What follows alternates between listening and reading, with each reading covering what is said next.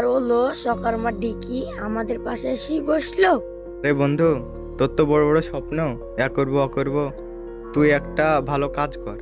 জীবনের হাসিটাই বড় জিনিস রে বন্ধু। আরে মফিজুল, আমার তো বড়লোক হওয়া অনেক স্বপ্ন। যদি লটারি পাইতাম তাহলে কত কিছু যে করতাম ভাই। লটারি পাইতে গেলে লটারির টিকিট তো কিনতে হবে। আর কিছু কাজকর্ম করলেই না ভাগ্য খুলবে। সারাদিন অলস বসে থাকলে কি টাকা আসবে? আরে আমার জন্য টাকা নিজেই আসবে, শুধু দেখিস একদিন হঠাৎ বড়লোক হব।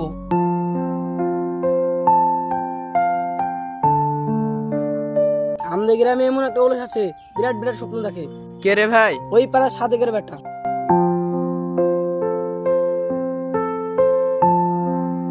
আনসারুল, উঠ, আয় খেতে আয়।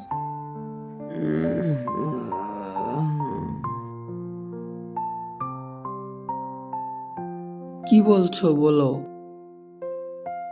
সারাদিন কলসের মতন শুধু বসে থাকিস, কিছু কাজ করবি না? মা, তুমি দেখো একদিন তোমার ছেলে এমন বড়লোক হবে যে সবাই আমাকে সেলুট দিবে। ওরে বাবা, তুমি সেলুট পাওয়ার যোগ্য কিছু করেছো?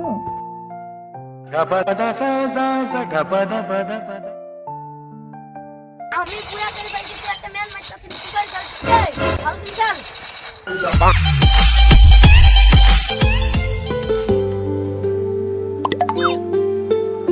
মজনু, যদি এই মেলা থেকে আমি কোনো জাদুর জিনিস পাই তাহলে তো ব্যাপারটা অন্যরকম হয়ে যাবে। তো জাদুর জিনিসের খোঁজ শেষ কর। আগে কোনো কাজ শিখ, না হলে একদিন না খেয়ে মরবি। আচ্ছা মজনু, জীবনে একটু আনন্দ দরকার। এভাবেই তো চলবে।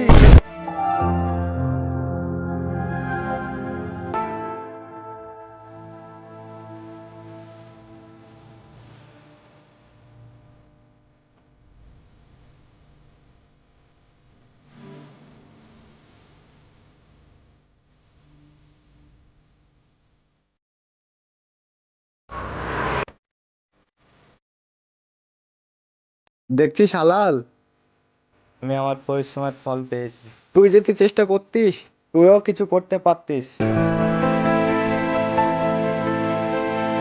জীবন শুধু মজার নয়, কাজও করতে হয়। হ্যাঁ, মনে হচ্ছে তুই ঠিকই বলেছিস। জীবনে সফল হতে গেলে কিছু করতে হয়। এখন থেকে বদলে যাব, দেখিস।